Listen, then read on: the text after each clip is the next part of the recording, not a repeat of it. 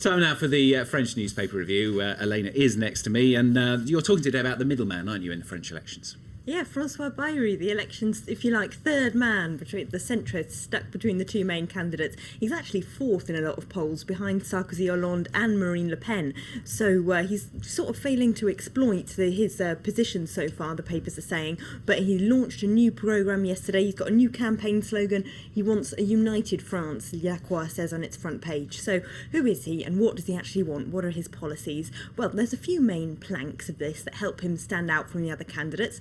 Firstly, the idea of made in France, supporting small businesses to help them produce products in France, something that the two main candidates have basically borrowed from him wholesale, but it was his idea.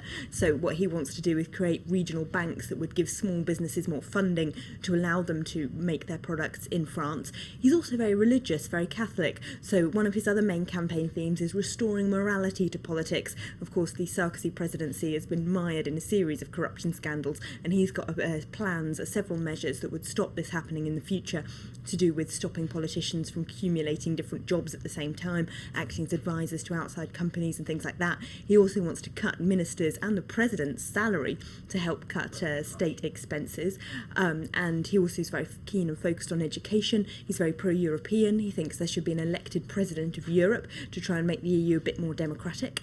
And interestingly, in La Croix, they compare him though to the Lib Dems in Britain, saying if he ever did get elected, he'd have to form some kind of centrist coalition with other parties, and that would mean he'd be treading just as difficult and narrow a political line as they are. They reckon that the example of the Liberal Democrats kind of shows that it's very difficult for centrists to be in power, because the sort of political niche that they're in makes it quite difficult to please everyone. They reckon the people who voted for the Lib Dems at the last British election, I think they're probably right, probably won't do so in the future, because they've been pushed to either the left or the right, depending on whether they agree on what the government is doing or not. So they've kind of deleted their political space, La Croix says, and that might be the danger for him as well if he gets elected. That's a Clegg-Bayrou coalition is on the cards. He's also on the front page of Le Point. Yeah, they call him a prophet on their front page. Why? Well, he famously predicted the financial crisis when he was running for president back in 2007. So he's got this reputation as having a fantastic economic mind, because he did predict that, a bit like Vince Cable, if we're going to carry on with the comparison.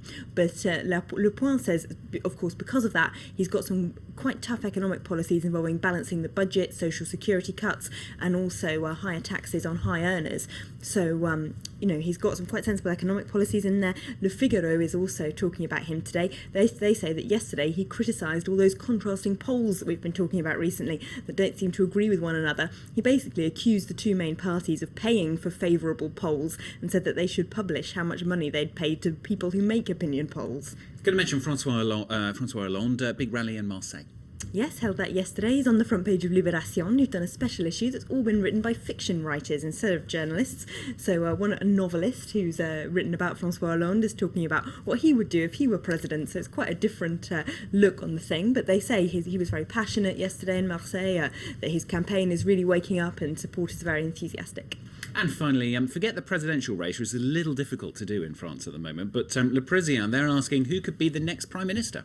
Yes, remember in France, that's not an elected office. Whoever is president gets to pick their prime minister. But they've done a poll on who voters think should be, and it's Alain Juppé, current foreign minister, who's way ahead. Now, that would be a spectacular political comeback and a blast from the past. He was prime minister under Chirac in the 90s, then got disqualified from politics for 10 years as part of the penalty that he got when he was convicted in Chirac's fake jobs case.